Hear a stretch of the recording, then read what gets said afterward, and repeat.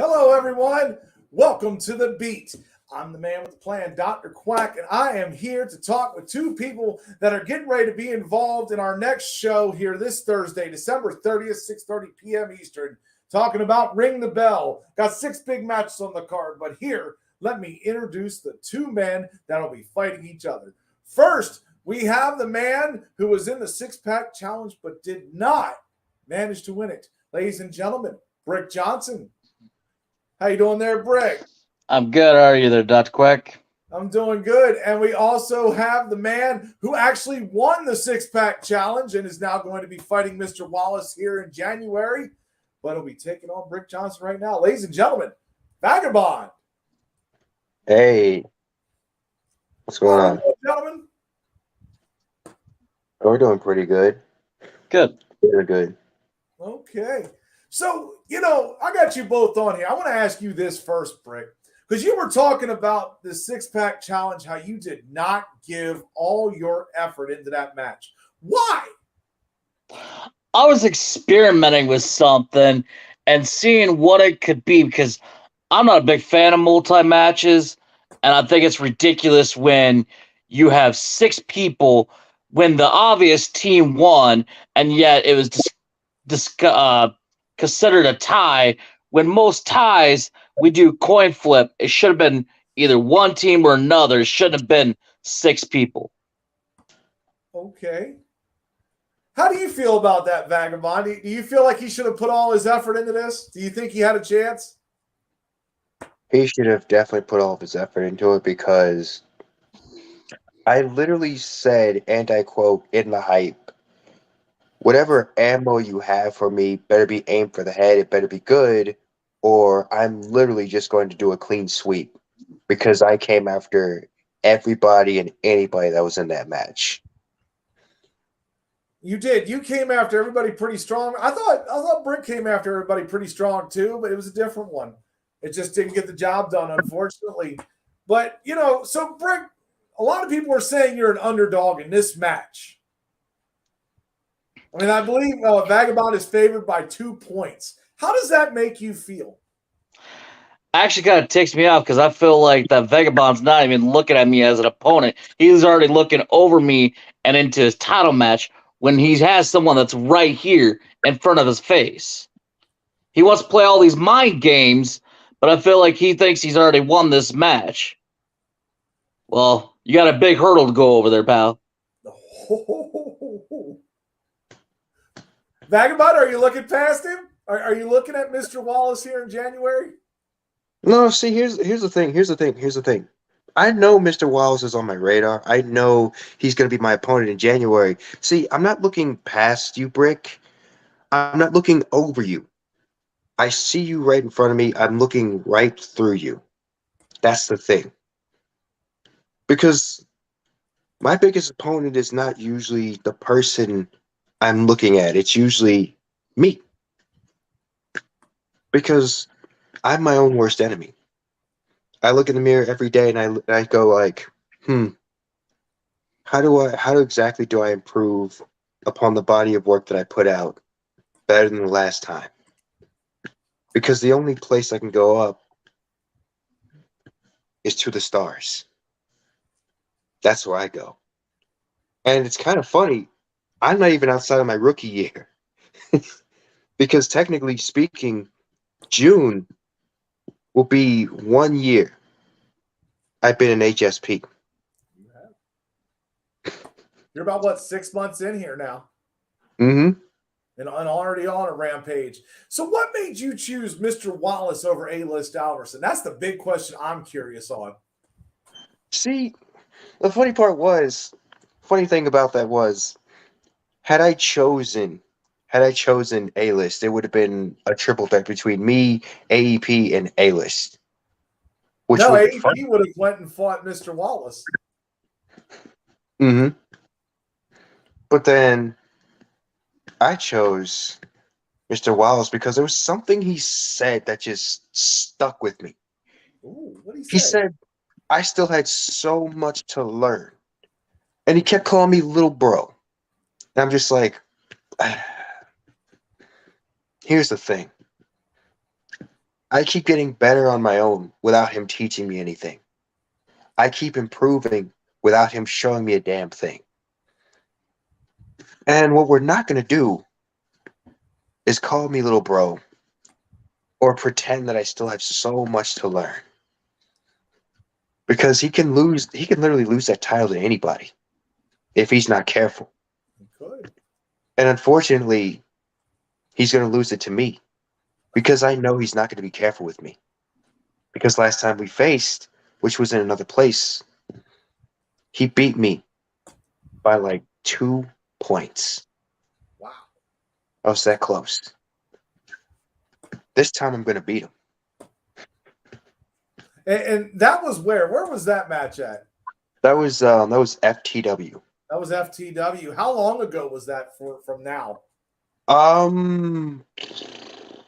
That was early. That was actually early, like 2022. Earlier this year. Oh, wow. Yeah, you got Bossolini here. Little bro is not a term of endearment.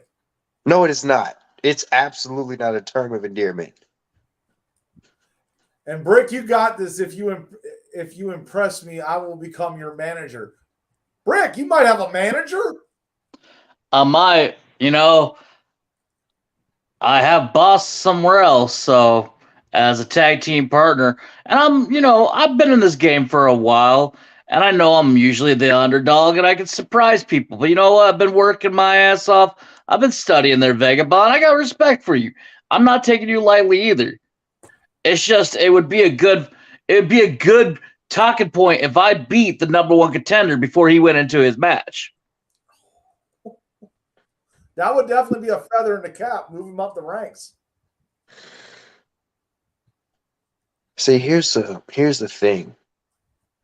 If you do actually beat me, that would actually make it a lot worse for Mr. Wallace. Because instead of the smooth talker, the psychological maniac, he's going to get the snapped version of me. And that's a side of me he doesn't want to get because chances are I'm not going to flip that switch off. That's just going to be how I am. Maybe that's what you need. Maybe that's what you need. Maybe you need that extra push just to go for the title. Because I feel like, I got respect for Mr. Wallace too. Maybe some people look at it as it's an easier because it's only 2 minutes. I actually feel like it's a harder match because it is 2 minutes. You have to speak faster and you have to put in more in a 2 minutes than a 3.5 minute match. First off, Brick, do you think you're winning this match? I have a damn good chance. Ooh, I like that. That is some confidence there. I like that. But that brings me to the other question which you brought up here, the 2 minutes. Are you prepared to go 2 minutes? That's a tighter window generally on a promo versus a 3.5 or 4 minute promo. Yeah, of course I'm prepared to go for 2 minutes. I mean, I've done it before. Because, like, the difference between 2 minutes, 3 minutes, 4 minutes with 2 minutes, you don't get that much leeway. But at the same time, versus 3 minutes, 4 minutes, 5 minutes, or 6 minutes, if you get leeway, you have to be able to keep it consistent and not repeat yourself. Because people are going to pick up on that and be like, okay, you said this already in like 2 minutes. You said this already 3 minutes. You said this already 4 minutes. It doesn't really click. Versus 2 minutes, you have to make sure everything is correct. You have to make sure everything is on the ball, and it has to be enough. It has to be absolutely enough, absolutely your best to beat your opponent, which I can do. I'm more than capable of doing so. Well, I got one more question before we go into the final part here, because I've heard the critics say that you picked Mr. Wallace because you lost to A-List Alverson twice over here. Is that the reason? Would you like to address the critics? Well, first of all, that's not the reason. Second, Mr. Wallace hasn't had that much competition yet since being Soulfire champion. 2, why would I go after A-List Alverson again? I mean, I don't have to. I mean, I want to, but I don't have to. Plus, Soulfire kind of has a nice ring to adding to my name. Soulfire Vagabond. That has a really nice ring to it. Soulfire Champion Vagabond. And to those critics, listen, if you have a problem with the way I do things, I mean, you could always come after me in the promo game or just stay being critical. That's it. That's all I got. I'll keep doing what I need to do. Okay. And Brick, I'm going to let you answer this question here. I wonder if Brick loses this match, if he would go back to being an analyst. That is from the villain. No, I mean, if he wants to step up, have a next match with me, let's go for it. But no, I'm not going to go back to as an analyst. You know, if I get knocked down again, I just got to get back, pick myself back up, and keep moving forward. Okay. Well, I'm going to give you two the floor here. I'm going to let you talk here for 4 minutes. So by all means. Vagabond, vagabond, vagabond. Name that I keep on saying all the time. I respect you. And I do hope, you win your championship match. Because I would like to beat you, not just once, but twice.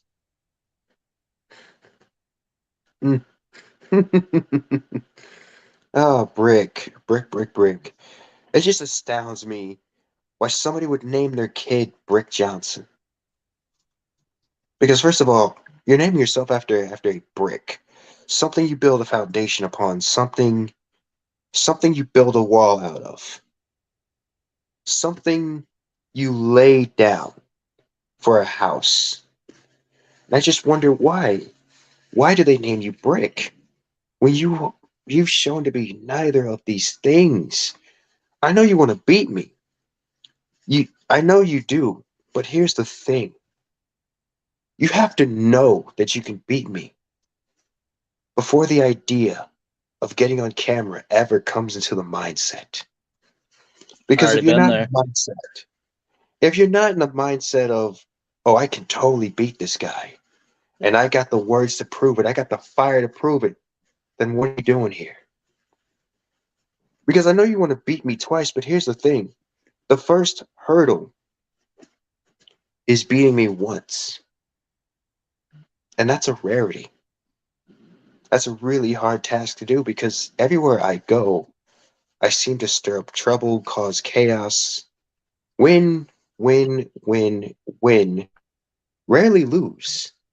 And if I do lose, oh, I'll just bounce back. I just get better and better and better, keep improving my craft.